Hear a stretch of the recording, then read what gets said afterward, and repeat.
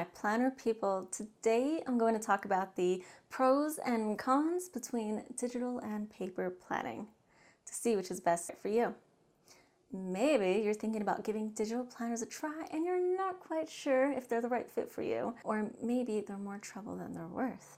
Well, look no further because I'm going to help you succinctly decide which is right for you. Before we dive in, I created a free digital planner for you to try, so be sure to check in the link description box if you're interested to make the switch or just try something without the cost. Let's get into it. Round one. First category here we will cover is convenience and ease of use. Paper planners. The pro here is that they're convenient, no device necessary, you just need a pen or pencil, and they're especially great when you're on a phone call. If you're on the phone and you're making an appointment and your planner is on your phone, unless you have a headset or if you're in a space where you can put it on speakerphone, another pro for paper planning is that there's no requirement to charge a device and have power to use it. So definitely really convenient. The cons, however, are that you need to use an external light to use it. I know this might seem like a silly con, but you never know when you think of something that's your next latest and greatest idea, or just something that you need to jot down, a task that you randomly remember that you need to do. And let's say you're on the bus home from work, or you're next to a light sleeper and don't have a bright light ready to capture the moment. So in that way, paper planning can be a little inconvenient. Another major inconvenience for paper planning is that you have to carry your planner and something to write on it with you. It might seem, again, silly, but this can really drag you down. I've had planners that weigh up to a pound, and some of them are kind of huge. They can be gorgeous and pretty and have all of the designs that you like, but this can all really add up.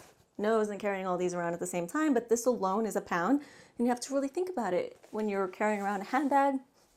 Maybe you even increase the size of your handbag because you want your planner to fit in it. So you just start making all of these extra modifications that you need to, that makes it rather inconvenient when you have to kind of tailor your life around it.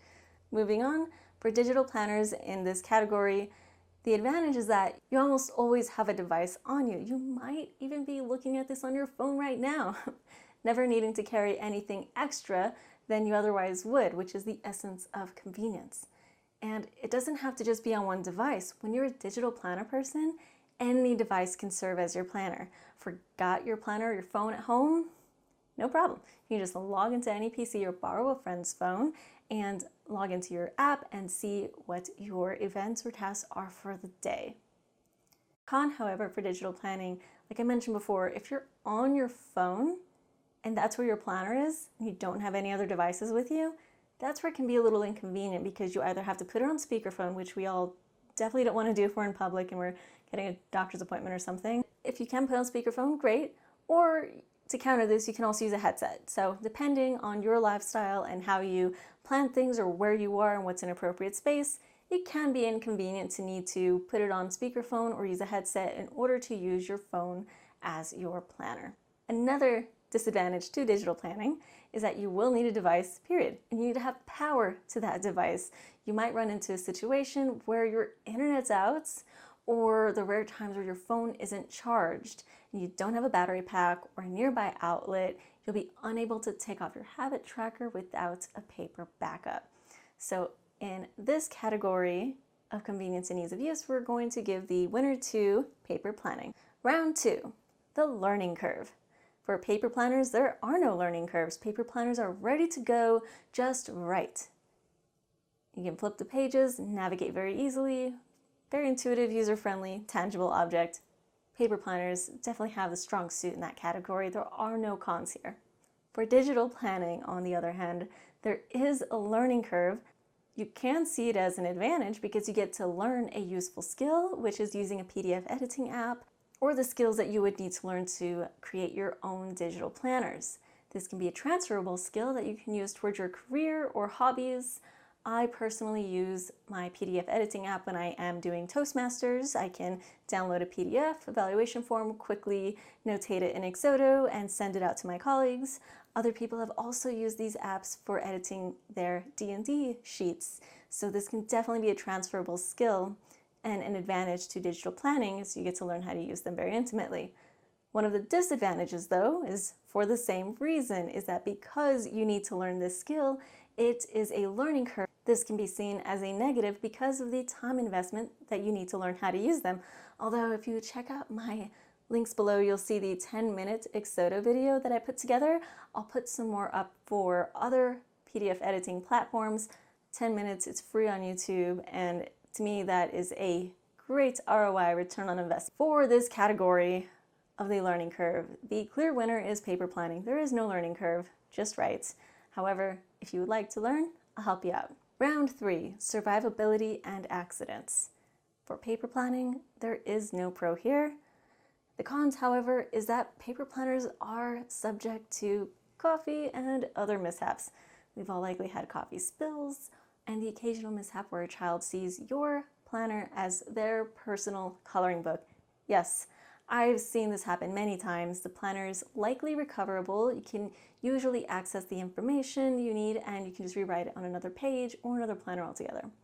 Digital planners usually do not suffer the same fate, and the file can be backed up. So even if the device itself is damaged, you can still have access to it either in your device or an app or the web. The con here is none. You have the option for your planner to survive most of these sorts of accidents here. The clear winner is digital planners. Round 4, backups. Paper planners, again, there are no pros. The cons are that they have no backups. You have to be very mindful about physically losing your planner. It's one thing for the planner to be damaged, although another for it to be lost altogether, which I'm embarrassed to admit, I have lost a paper planner in the past. Don't ask me how, it was devastating.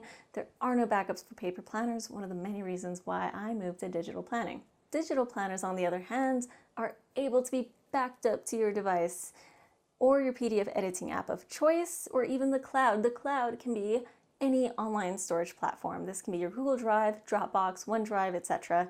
And you can also email your planner to yourself so you can access it on any device. The disadvantage here is that you have to remember to back it up or use an app that automatically saves it for you. In the backups category, digital planning. Round 5, financial cost. For paper planning, there is no advantage here. The con is that paper planners are a single one-time use planner.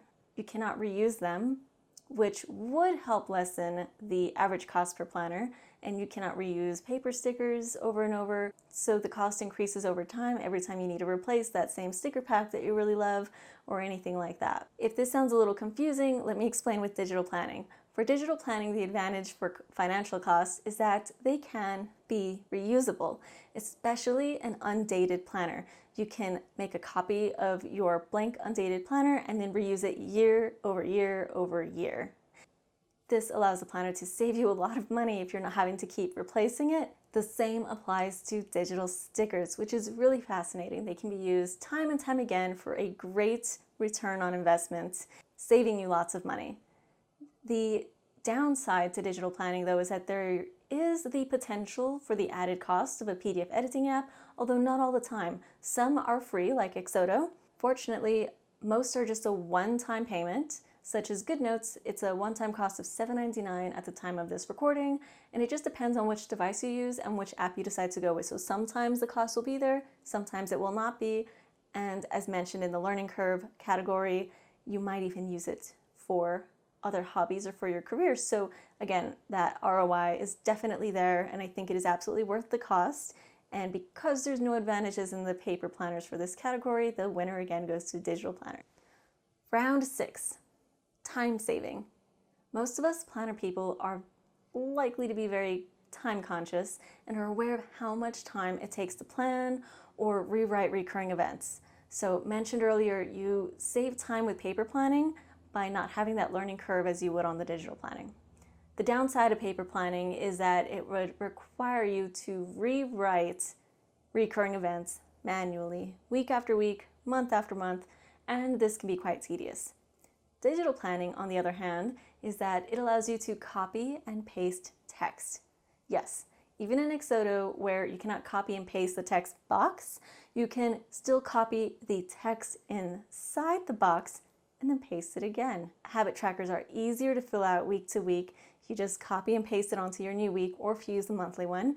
Recurring weekly events, no problem. You can do the same with GoodNotes and any other app. GoodNotes has that lasso tool, I believe it's called, and you can lasso whatever you want to copy and paste it onto another page, saving you time from having to retype it out or rewrite it out. The disadvantage here is that you may have to spend some time learning how to use that app, but again, usually 10-15 minutes here or there, and you'll just get better at it. It becomes more intuitive. You check out my video, it's 10 minutes long on Xodo, and it's absolutely worth it. There's a lot of other great videos out there from other creators who are making that content to help us all learn how to use our digital planners better. Winner in this category is digital planners. Round 7, eco-friendly. Paper planners are not eco-friendly. They have waste from production to their disposal, in which case they have to be thrown out or recycled.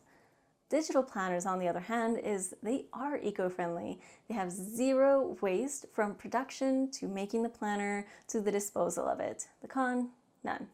Winners, digital planners here. Round 8 is storage. Paper planners, there are no pros here.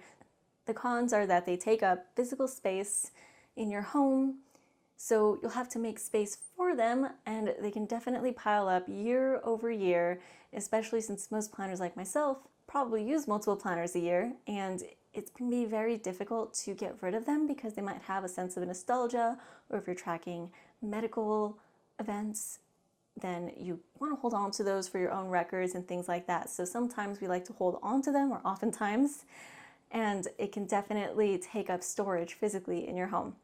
Digital planners, on the other hand, is that they physically take up less space. So if you're looking to Marie Kondo your life, no need with digital planning. Digital planners do, however, take up digital space. So you will need to find some digital storage. A lot of the time this is free through Google Drive, Dropbox, OneDrive, etc. You can also choose to purchase extra cloud storage to your drives to save your digital planner files, although I will, once I have a couple of backups, delete the rest so that I can still keep freeing up storage, and this has not been a problem for me. Just depends on how large your files are. The overall winner for storage is going to be digital planning. Round 9, something we all may not think about often when we are considering which planner method is best for us, is security. For paper planners, there are no pros here. Paper planners have zero security options. There are the old school diaries of our youth, but the locks didn't work then and they don't work now. This poses the added risk of your personal information being available to someone should you lose or misplace your planner. It happens to the best of us. Digital planners, on the other hand, are being used on your device. So whether it be your phone, tablet, your computer, you will likely have a password, PIN, or fingerprint ID to log into it. So if someone cannot access your device, then they cannot access your digital planner.